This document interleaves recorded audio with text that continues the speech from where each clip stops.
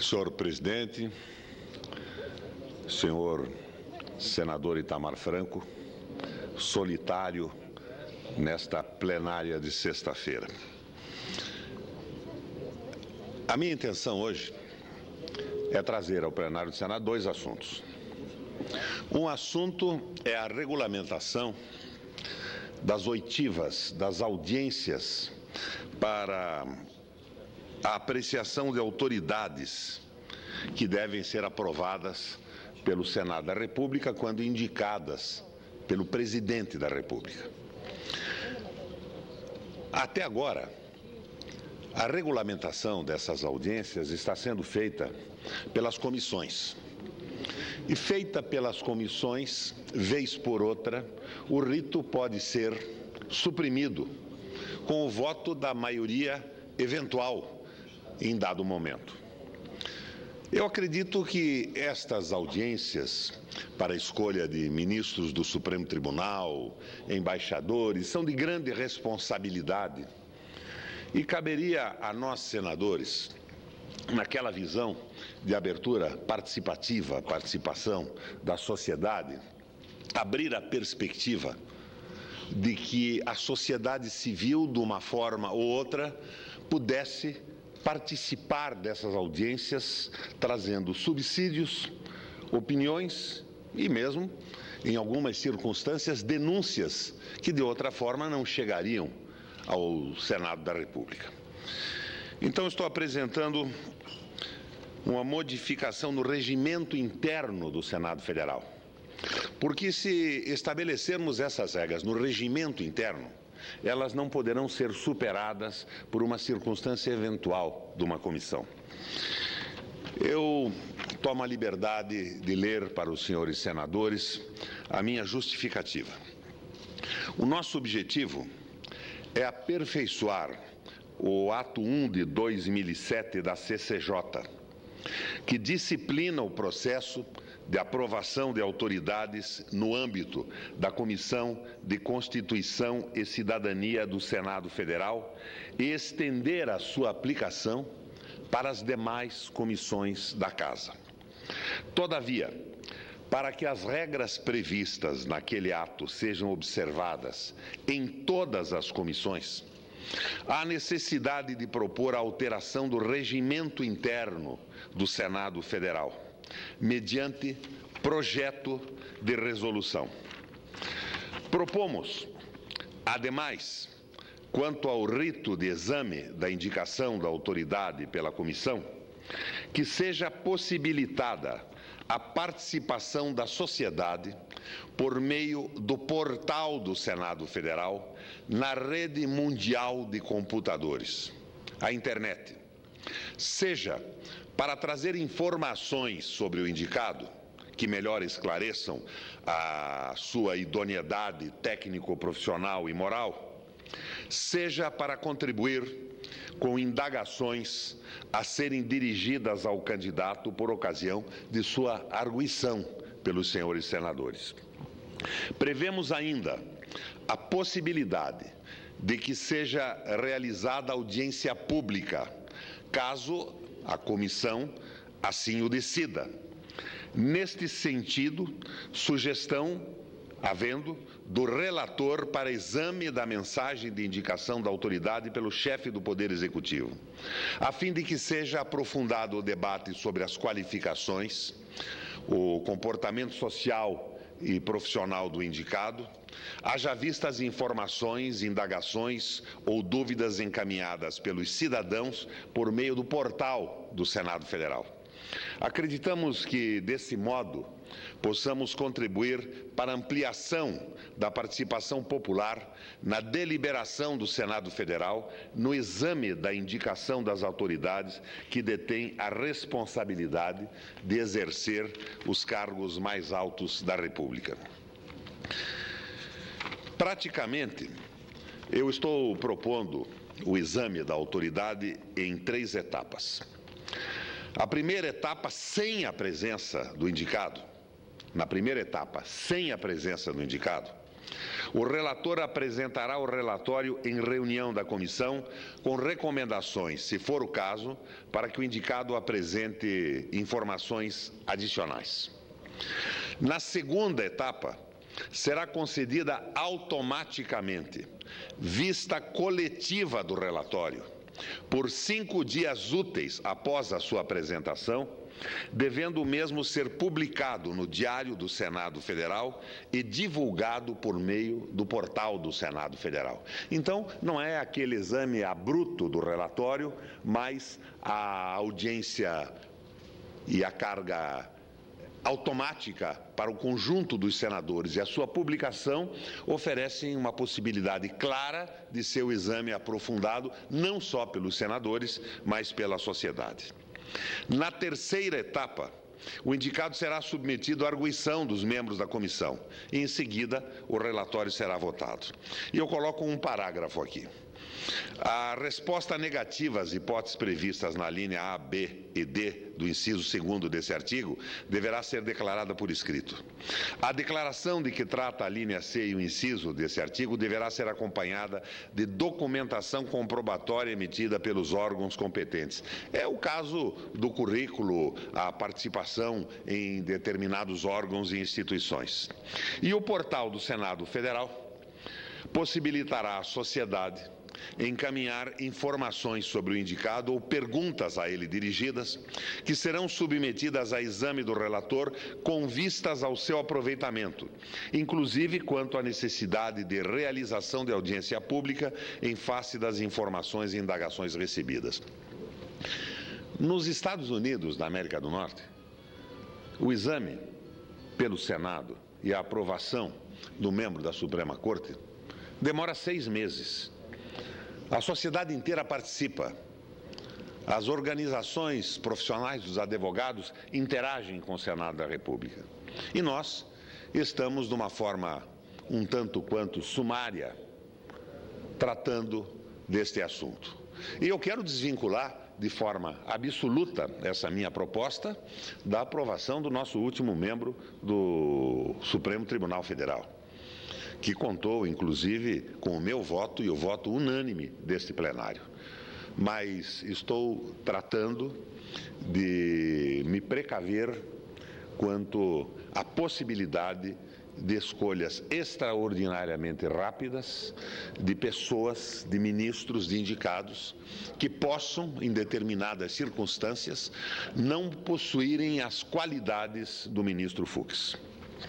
Então, essa proposta de resolução, que é uma alteração do regimento interno do Senado, já foi apresentada à mesa numa sessão anterior.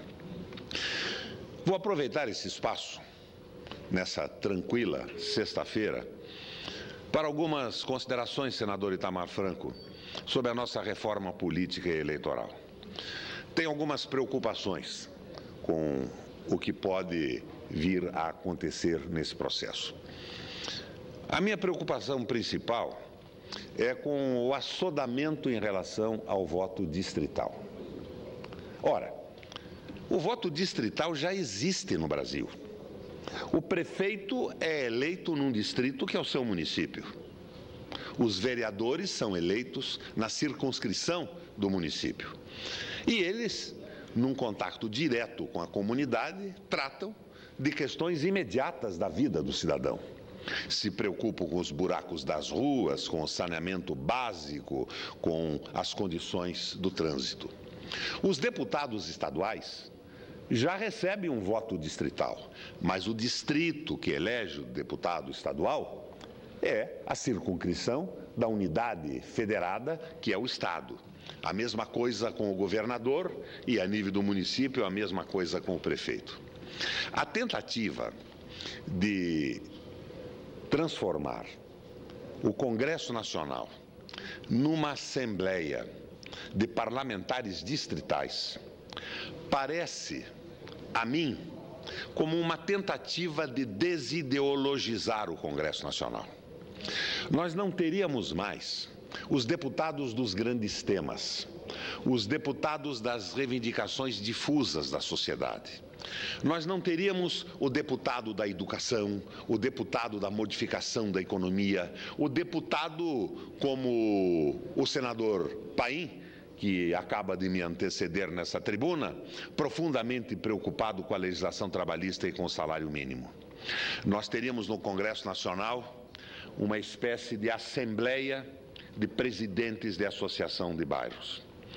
E, ao mesmo tempo, o Banco Central, dominado hoje pelo capital vadio, pelo capital financeiro especulativo, passaria cada vez mais sem a participação do Congresso, com essa liberdade que já tem hoje a governar o país.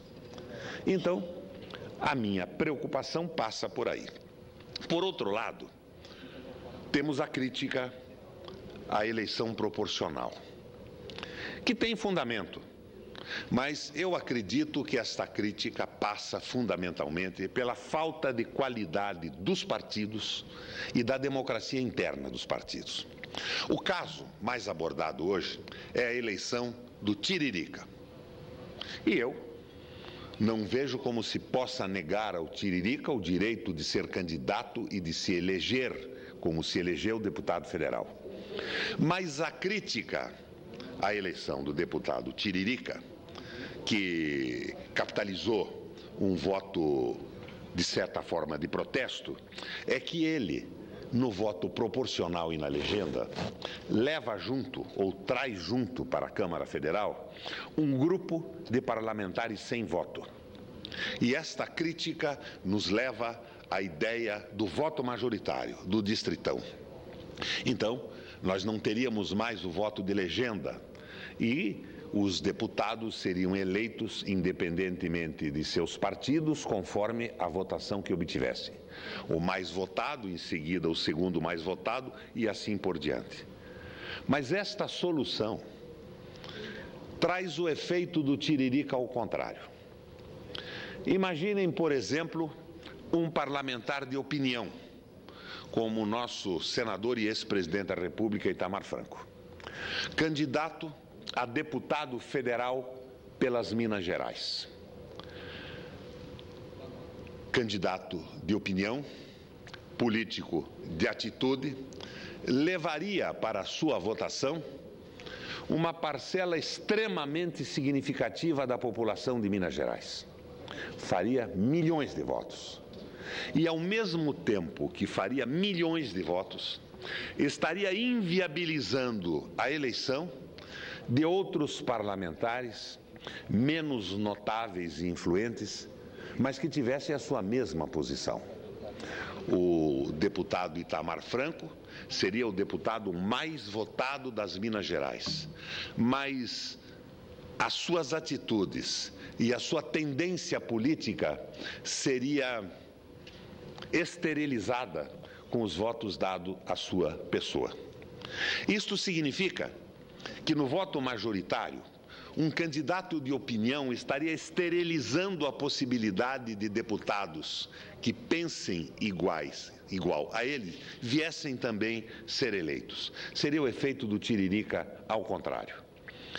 Pensando nessa situação e nessas circunstâncias, eu apresentei ao Senado da República uma proposta que já apresentei quando fui senador alguns anos atrás e que foi aprovada por unanimidade no Senado e arquivada, como só ia acontecer com quase tudo que sai daqui, na Câmara Federal.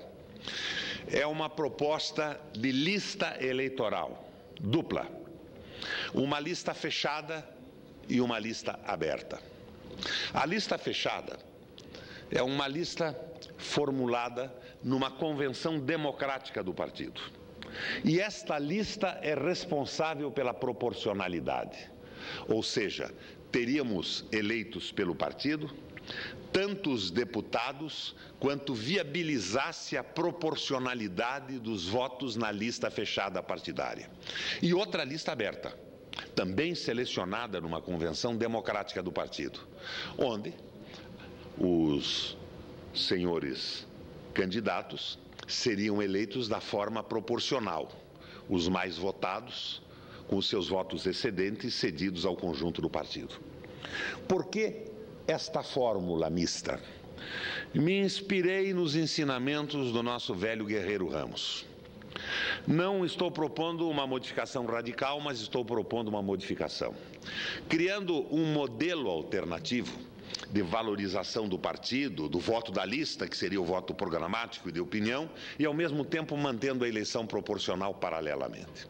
No caso, por exemplo, de um determinado partido, pelos votos na sua lista, poder eleger 11 deputados, 6 seriam da lista, 5 da lista aberta, 6 seriam da lista fechada, 5 da lista aberta. E à medida que a institucionalização desse processo ocorresse, nós poderíamos pensar em evoluir para eleições mais ideologizadas. De qualquer forma, parece a mim que a discussão do voto distrital é a discussão que interessa aos dominadores da economia e da estrutura política, aos detentores do capital que já não respondem mais ao Congresso Nacional. Como não responde o Banco Central, que tem gente muito competente para lidar, presidente Itamar, com a política monetária. Mas não tem ninguém para formular uma política trabalhista como pensa o senador Paim, uma política de importação, uma política de exportação, uma política social, uma política de desenvolvimento industrial, ou seja, pensar o desenvolvimento na forma global e não apenas com resultados na balança comercial de superávites primários e coisas que tais. Uma alternativa que parece, a mim pelo menos, ser interessante, que viabiliza uma evolução, sem transformar o parlamento brasileiro numa espécie de parlamento cubano, que nada mais é do que uma federação de representantes de associações de bairros, quando, em Cuba pelo menos, o Partido Comunista domina a economia e dirige o país. Aqui seria diferente. Nós seríamos definitivamente dirigidos pelo Banco Central, com essa independência altamente questionável, e pelo capital vadio. Aproveitei, presidente. Vossa Excelência permite? Como não? Uma parte é o senador Itamar Franco. É sempre com muita alegria e atenção que eu escuto Vossa Excelência. Hoje em dia é muito difícil chegar aqui ao Congresso Nacional, seja na Câmara ou no Senado da República, candidatos de opinião.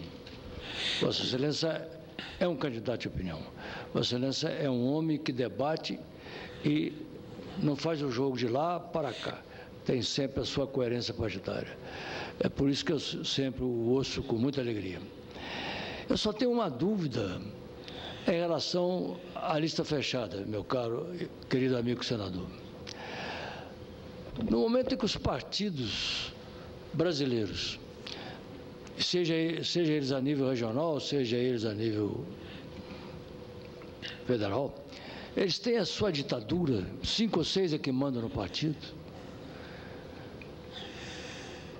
Formar uma lista fechada, a direção partidária ditatorial que não gosta desse ou daquele candidato para suas ações, porque não tem o olho verde ou que não tem o olho azul, será muito difícil um candidato ser colocado na linha de frente de uma lista fechada. Acho difícil. Conversando com um universitário, um deles me disse: eu vou levar 16, 18 anos para chegar na cúpula partidária, e se eles não gostarem de mim? E aí vem a defesa do candidato avulso, que eu não quero entrar nesse momento para não atrapalhar o planejamento de Vossa Excelência.